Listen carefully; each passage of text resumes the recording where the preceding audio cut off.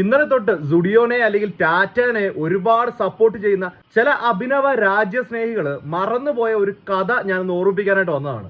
നിങ്ങളിപ്പോ ടാറ്റയാണ് എല്ലാം, ടാറ്റയ്ക്ക് വേണ്ടി ജീവൻ ഒഴിഞ്ഞു വെച്ചിരിക്കുന്നു എന്നൊക്കെ പറഞ്ഞല്ലോ. 2020 ടാറ്റയുടെ തന്നെ സ്വന്തം പ്രോഡക്റ്റ് ആയിട്ടുള്ള ആഭരണ ശൃംഖലയുമായിട്ട് ബന്ധപ്പെട്ട തനിഷ്ക് എന്ന് പറയുന്ന ആ കമ്പനി ഒരു പരസ്യം ഇറക്കിയിട്ടുണ്ടായിരുന്നു. ഒരു മുസ്ലിം വിവാഹത്തിലേക്ക് കടന്നു വരുന്ന ഒരു ഹിന്ദു പെൺകുട്ടി, ആ പെൺകുട്ടിയെ സ്നേഹത്തോടെ സ്വീകരിക്കുന്ന ഒരു മുസ്ലിം യുവതി.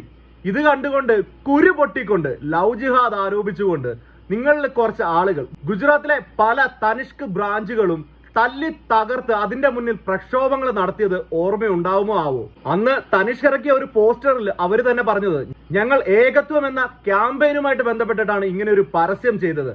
അത് പക്ഷേ ജനങ്ങളിൽ മറ്റൊരു തരത്തിലാണ് ചിത്രീകരിക്കപ്പെട്ടത്. അതുകൊണ്ട് ഞങ്ങൾ ഈ പരസ്യം പിൻവലിക്കുന്നു എന്ന് പറഞ്ഞ് ഓടിപ്പോയ ഒരു ടാറ്റ ബ്രാൻഡാണ് ഈ തനിഷ്ക് എന്ന് പറയുന്നത്. ഇവിടെ വർഗീയത കുത്തിത്തിരുകാനായിട്ട് ശ്രമിക്കുന്ന നിങ്ങൾക്ക് ഏകത്വമൊക്കെ വന്നു കഴിഞ്ഞാൽ തകർന്നു പോവില്ലേ?